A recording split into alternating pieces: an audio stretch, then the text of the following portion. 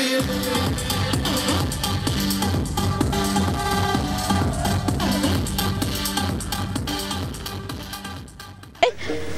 guys, this is Sukan and you are watching TikTok.com. Today here we are in Lakeside talking the talks of the street festival, 14th Street Festival that's soon going to be held in Pokhara here in Lakeside. So right now here we are talking about the street festival with the president of Reban, Mr. Gopi Bhattarai, and the coordinator of the event, Mr. Bhimsen Bhuzel. Here we go. Bhattarai. Hello. Hello, Mr. Bhuzel. Hello. Can I just sit? Yes. So, Mr. Bhattarai, Mr. Bhuzel, today we just want to talk about the upcoming street festival, 28th of this month, December, till 1st of Jan. Alright. अनि अब यो street festival start हुन आँटेको छ हैन तपाईहरुको त्यो street फेस्टिभलको जुन प्रिपरेसनहरु छ त्यो कस्तो हुँदैछ हाम्रो स्ट्रीट फेस्टिभलको प्रिपरेसन अहिले करिब 90% जस्तो अगाडि बढिसकेको छ काम पनि भइरहेको छ विभिन्न यो हाम्रो कल्चरहरु स्पोर्टहरु अगाडि बढिसकेको हुनाले अब हाम्रो केही समयमै पत्रकार सम्मेलन गरेर हामी हाइलाइट गर्दै छौं कम्ती नै मान्छे होला जुन चाहिँ यो स्ट्रीट फेस्टिभलमा भाग नलिएको सो लाइक अब यो जुन चाहिँ नयाँ अब कोही स्ट्रीट फेस्टिभलमा नआएको छ हाम्रो भ्युअर्सहरुको लागि तपाईहरुले भनिदिन सक्नुहुन्छ लाइक यो रिजन चाहिँ के हो यो स्ट्रीट फेस्टिभल सेलिब्रेट गर्ने मेन वास्तवमा धन्यवाद सर्वप्रथम फेस्टिभलको मुख्य उद्देश्य भनेको नै लाइक हामी 13 इयर्स गरेर अहिले 14th स्ट्रीट फेस्टिभल मनाउन गइरहेका छौं 20 डिसेम्बर 1 जनवरीमा सो मेन अब्जेक्टिभ भनेको यसलाई डेस्टिनेसन प्याराडाइज रूपमा विकास गर्दै लैजाने पोखरालाई र यो बेलामा क्रिसमस न्यू इयर पनि पोखरा चाहिँ एउटा पर्फेक्ट प्लेस हो है भिजिट गर्नको लागि भनेर त्यो सन्देश प्रवाह गर्ने र यसको मुख्य उद्देश्य भनेको नि हामीले चाहिँ एउटा पोखरामा लेन्थ अफ स्टे बढाउने र यो जुन Christmas new year every individual people celebration गरिरहेको पोखरामा पनि हामी एउटा टुरिस्ट डेस्टिनेसन छौं यहाँ देश विदेशका मानिसहरू यहाँ घुम्न आउनुहुन्छ उहाँहरूलाई भरपुर मनोरञ्जन कसरी दिन सकिन्छ र उहाँहरूलाई यो Christmas new year let's celebrate together भनेर चाहिँ एउटा हामीले सन्देश प्रवाह गर्न खोजे हो तपाईहरुको यो जुन चाहिँ स्ट्रीट फेस्टिभल छ त्यो नेपाल टुरिज्म बोर्डको त्यो क्यालेन्डरमा नि इन्क्लुड गरिसकेको छ like there are like some other things like एनटीबीले तपाईहरुलाई कन्ट्रिब्युट गर्नुभएको अरु कुनै त्यस्तो उसहरु And वास्तवमा like there's a lot of events in Pokhara and like I now in same way like in Pokhara Reban also organize Pokhara Street Festival every year which start from 20 December to 1st January and this event was recognized by Nepal Tourism Board and they already put this event as Nepal Tourism Board calendar so that every people in the worldwide they can watch this event start from 20 December to 1st January. So that's why this event is so highlighted and already the NTV who advertise these things in worldwide. So we are happy somehow so we got some achievements from this event so that's why NTV had put this event in their yearly calendar from like यो जुन चाहिँ street फेस्टिभलको जुन चाहिँ एउटा vibe छ त्यो food carnival भयो हैन त्यो बाहेक अरु तपाईहरुले यो नयाँ स्ट्रीट फेस्टिभलमा के इन्क्लुड गर्नुभएको छ लाइक प्रमोसन्सहरुको लागि के छ कस्तो छ र अहिले हामीले यस विभिन्न 14 सडक महोत्सव संस्करण आइपुग्दा थियो विभिन्न कल्चर जुन कि हाम्रो नेपालमा एकदम धेरै वर्ष पुरानो बहुसांस्कृतिक का लोप हुन लागिरहेको त्यस्तो कल्चरहरु हामीले ल्याइराखेका छौं करिबन अहिले टेन्टिभली 20-22 वटा मेरो रिपोर्टमा आइसकेको छ त्यस्तै अर्को पनि हामीले मनोरञ्जन इन्टरटेनमेन्ट हामीले वसुन्धरा पार्कमा दिनमा नेपाल दोहोरी गीत हास्य कलाकारबाट प्रस्तुत हुने कार्यक्रम छ एभ्री इभिनिङ बेलुकामा हामीले लाइभ ब्यान्डबाट राष्ट्रिय कलाकारहरुबाट एभ्री इभिनिङ दर्शकहरुलाई तालको छेउमा एउटा मनोरम दृश्य सहित एउटा पाहुनाहरुलाई मनोरञ्जनको कार्यक्रम राखेका छौं त्यस्तै अर्को स्पोर्ट पनि राखेका छौं स्पोर्ट इभेन्टमा हामीले एउटा पहिलो सुरुमै हामीले साइक्लिङ रेस राखेका छौं दोस्रोमा चाहिँ हाम्रो टुरिस्ट रेस छ त्यस्तै पत्रकारहरुको रेस छ त्यस्तै हाम्रो एउटा हाम्रै रेस्टुरेन्टबाट रिलेटेड रहेर हाम्रा स्टाफ भाइहरुको वेटर रेस छ र त्यस्तै अर्को चाहिँ हाम्रो टग अफ वार जुन कि यो 5 ग्रुपमा खेल्ने खेल हो यसले अति रोमाञ्चक हुन्छ दर्शकहरु त्यहाँ झुमिनुहुन्छ त्यस्तै लास्ट एउटा बोट रेस छ हाम्रो जुन कि पर्यटन संस्थासँग रिलेटेड रहेर त्यो ग्रुपमा हुन्छ त्यो चाहिँ हाम्रो करिबन 10-15 वटा संस्थाले भाग लिएर करिबन 1 किलोमिटर रनिङमा चाहिँ त्यो चाहिँ मनोरञ्जन दर्शकहरुलाई भरपूर दिने हाम्रो कार्यक्रम रहेको छ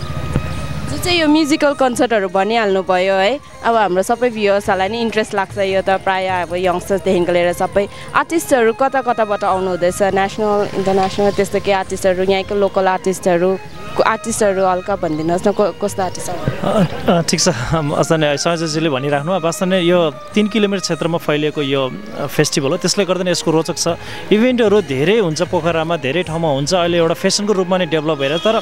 रेभनले अर्गनाइज गर्नु भनेको एउटा खुल्ला क्षेत्रमा 3 किलोमिटर क्षेत्र ओगटेर त्यसपछि पनि फेरि बन्द क्षेत्रमा गर्नु भनेको यसको छुट्टै विशेषता छ। र यसमा हामीले विभिन्न सङ्घ संस्था, व्यक्ति विशेष, यहाँको सुरक्षा सबैसँग समन्वय गरेर आज हामी यहाँसम्म आइरहेको हौँ। र बाटोमा तपाईँ एउटा चाहिँ रेस्टुरेन्ट चाहिँ बाहिर टेबलमा बसेर देश विदेशका चाहिँ कल्चर प्रोग्राम एकै ठाउँमा हेर्नु भनेको त्यसको छुट्टै आकर्षण छ। र विदेशीहरूले यहाँको कल्चर जुन चाहिँ एउटा क्याप्चर गरेर फोटोमा क्याप्चर गरेर आफ्नो देशमा जाँदाखेरि यसले पनि एउटा प्रमोसनको काम गरिरहेछ। र सडक महोत्सवको प्रमुख उद्देश्य भने यसले फुड कल्चर पनि डेभलप गर्दै लैजाने पनि हो। र विभिन्न यङ्स्टरहरूदेखि त एउटा बच्चाहरू, वृद्ध आमा बुवाहरू पनि आउनुहुन्छ र फ्यामिली रूपमा पनि यो डेभलप भइरहेछ। एउटा फ्यामिलीसँग बसेर डिनर लिने, फाइन डाइनिङ गर्ने र बाटोमै विभिन्न प्रकारका सांस्कृतिक समूहहरू हेर्नु भनेको यसको छुट्टै मनोरञ्जन छ। र विदेशीहरूले पनि यो एकदमै अनुसरण गरिरहेका छन्। र यो विदेशमा पनि धेरै ठाउँमा यस्ता फेस्टिभलहरू हुन्छन् र यो फेस्टिभल पनि एउटा छुट्टै प्रकारले डेभलप भइरहेछ। मलाई लाग्छ भविष्यमा यसले अझै ठुलो हाइट लिँदैछ र किनभने यो वाइड रेन्जमा गइरहेको छ। र तपाईँले भने जस्तै इभेन्ट्सहरू धेरै छन्। यो संयोजकजीले भन्नु स्पोर्ट्स इभेन्टहरू पनि त्यो कारण के हो भने हामीले चाहिँ कुनै विनरको हिसाबले नभन्दैकिन एउटा चाहिँ पार्टिसिपेटको हिसाबले स्वदेशी होस् विदेशीहरूलाई पनि यो पार्टिसिपेटमा like I have been participate in street festival, I been participate in boat race, water race, होइन, अब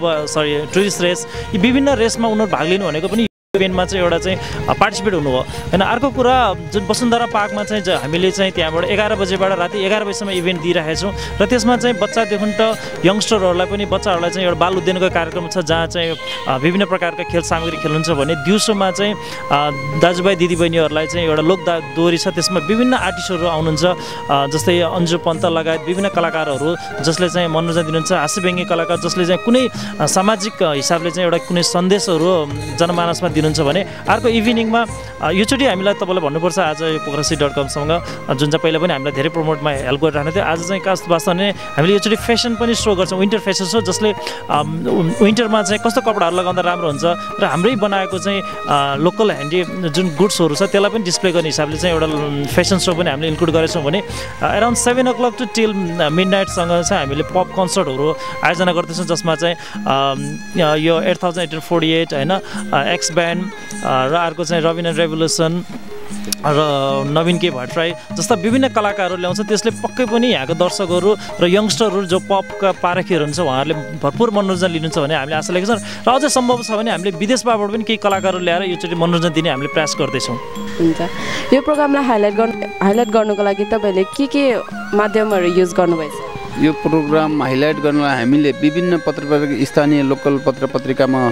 छपाइराखेका छौँ र हामीले विभिन्न स्थानीय सङ्घ संस्थासँग बसेर कोर्डिनेट गरेर उहाँहरूले पनि गर्नुभएको छ। विभिन्न ठाउँमा हाम्रो होल्डिङ बोर्डहरूमा हामीले गरिसकेका छौँ र अब हाम्रो केही समयमै प्रमोसन टोलको लागि काठमाडौँ, चितवन, हेटौँडा त्यहाँ जाने प्रोग्राम छ र यसरी नै विभिन्न सञ्चार माध्यमहरूबाट हाइलाइट भइराखेको छ।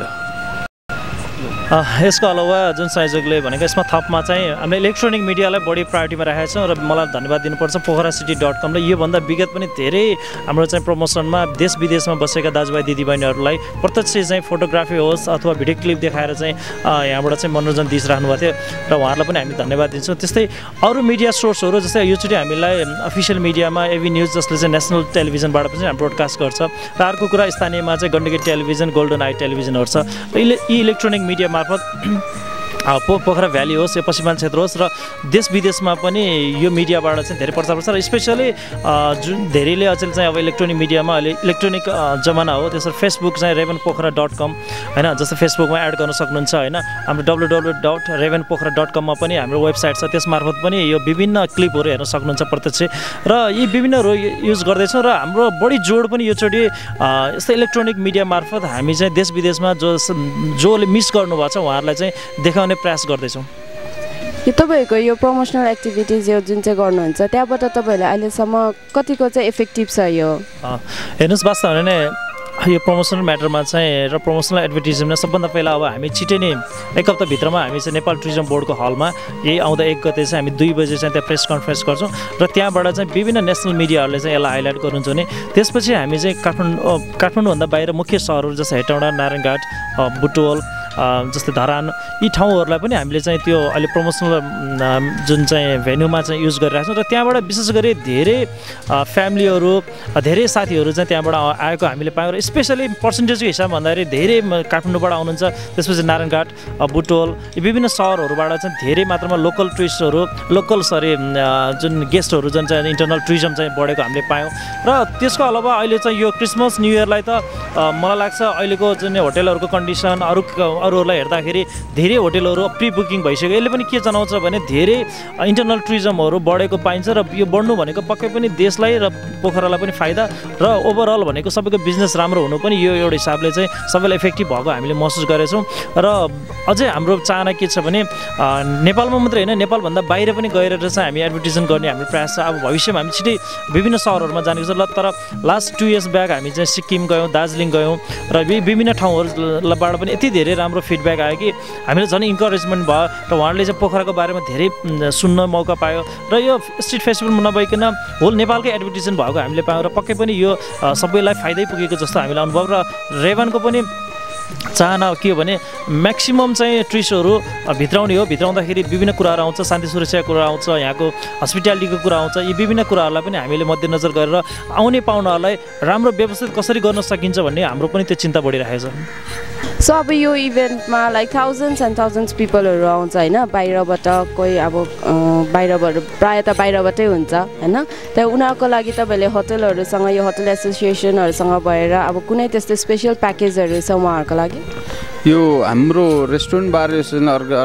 अर्गनाइजरको यो सडक महोत्सवमा विगतमा उहाँहरूले त्यस्तो प्याकेज कार्यक्रम सहभागी हुनुभएको थियो अहिले पनि उहाँहरूले मलाई जहाँसम्म लाग्छ हामीले उहाँहरूसँग कोअर्डिनेसन तुरुन्तै गर्दैछौँ र मैले भन्नुपर्दा हाम्रो आन्तरिक पर्यटनहरू धेरै मात्रामा आउनुहुन्छ र अलिकति उहाँहरूले चाहिँ यो निश्चित रुपियाँ लिइदिनु पर्ने धेरै अलि चर्को उसमा नलिदिनु भए राम्रो हुन्थ्यो र हामी केही समयमा उहाँहरूसँग कोअर्डिनेसन गरेर यो प्याकेज सिस्टम अगाडि बढाउँछौँ भन्ने हामीले रेबाइनले सब साथीहरू कमिटी सल्लाह भइरहेको छ हजुर अनि अब फायरवर्क्सहरू भनेको एकदम रेयरली हुन्छ नेपालमा है अब हाम्रो कन्ट्रीमा अब फायरवर्क्स भनेको रेयरली नै देख्छ सो लाइक न्यू इयरमा फायरवर्क्सहरू त्यस्तोहरू छ कि छैन छ भने अब कति बेला हुन्छ अब बेलुका 12 बजी इभमै गर्ने हो कि त्योभन्दा अगाडि पनि फायरवर्क्सहरूको त्यो अब डिस्प्ले हुन्छ कि त्यस्तो के छ हाम्रो फायरवर्क्सको सम्बन्धमा भन्नुपर्दाखेरि हामीले इभमा चाहिँ 12 बजे नै पड्काउँछौँ तर बच्चाहरू धेरै आउने र धेरै बच्चाहरूलाई चाखहरू मनोरञ्जन हुने भएको हुनाले त्यसभन्दा अगाडि नै हामीले 7, 8, 9 बजीतिर केही मात्रामा पड्काउँछौँ र राति इभमा फेरि 12 बजी ठिक 12 बजी किनभने न्यू इयरको टाइम भएको हुनाले त्यसलाई नै सेलिब्रेसन गर्नुपर्छ न्यू इयरको टाइमलाई गर्नुपर्ने 12 बजी पड्काउँछौँ तर जनवरी 1 मा पनि हामीले केही मात्रामा फेरि त्यस दिनको पनि यो फर्स्ट डे भएको हुनाले त्यसमा पनि पड्काएर हामीले फायरवर्क्स मनोरञ्जन दिन्छौँ लाइक दाइ अब यो देयर लाइक यस्तो क्वेसन्सहरू आइबस्छ है अब यो रेबानले यस्तो प्रोग्रामहरू गर्छ so like there is a good sum of money पैसा अब राम्रो आउँछ जे होस् होइन त्यहाँदेखिको यहाँबाट अब कतिजना मान्छेले अब त्यस्तो क्वेसन्सहरू अराइज हुन्छ तपाईँहरूले त्यस्तो कुनै सोसियल कजहरूलाई कुनै त्यस्तो उसहरूलाई सपोर्ट गर्नु हुँदैछ कि छैन डेफिनेटली कुनै पनि कार्यक्रम गर्नुको यसको कुनै न उद्देश्य हुन्छ र हाम्रो चाहिँ नाफा नोक्सान र घाटा भन्दा पनि वास्तवमा नै हामी जहिले पनि रेभनको फुड कल्चर सँगसँगै यहाँ धेरै मात्रामा टुरिस्टहरू भित्राउनु इन्टरनल होस् अथवा एक्सटर्नल होस् र त्यो अलावा हाम्रो सोसल रेस्पोन्सिबिलिटी पनि पर्छ होइन र स्पेसली हामी चाहिँ यो अहिले चाहिँ स्पेसली हाम्रै मजदुर भाइहरूको लागि हामीले केही सोच बनाएका छौँ जसले गर्दा उनीहरूको पनि केही एउटा स्ट्याटसमा केही डेभलप होस् अर्को कुरा विगत लास्ट इयर चाहिँ हामीले चाहिँ जस्तै वृद्धा आश्रममा डेभलप गरेको थियौँ इन्भाइरोमेन्टमा डेभलप गरेको थियौँ र यहाँको जुनसुकै पर्यटन गतिविधिहरूलाई यदि राम्रो हुन्छ भने हामी सबै अग्रणी स्थानमा खेलेको छौँ जस्तै हामीले सिसी क्यामेराको लागि we play the first role होइन टु इस्टाब्लिस दिस स्ट्रिट त्यो सिसी क्यामेरा होइन अर्को कुरा अब हामीले योचोटि चाहिँ हाम्रो कन्सेप्टमै डेभलप भइसकेको छ हामी चाहिँ सोलर स्ट्रिट लाइट्स होइन किनभने यत्रो चर्को लोड सेडिङमा हामी परेछ विदेशीहरू होटेलबाट स्वदेशी होस् विदेशी होस् होटेलबाट बाहिर जहाँ निस्किने स्थिति छैन किनभने जहाँ डार्कनेस हुन्छ मान्छेले चाहिँ अनसेफ ठान्छ त्यही भएर हामीले स्ट्रिट लाइट्सको पनि कन्सेप्टलाई अगाडि बढाउँछ र यही टिकटबाट पनि केही चाहिँ